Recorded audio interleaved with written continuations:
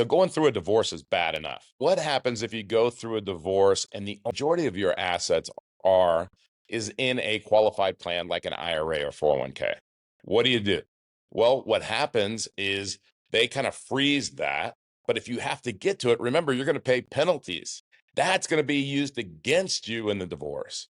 Now, if you were doing IBC and you needed cash, then you can actually take a loan against your cash value to live on, to reestablish your life, everything else.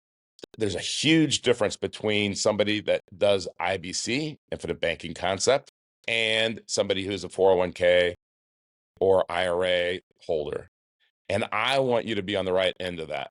And then what do? How do you learn how to manage your money after that? Well, you can go to community.createtailwind.com and we'll help you learn a lot of things that your ex-spouse did not know about money.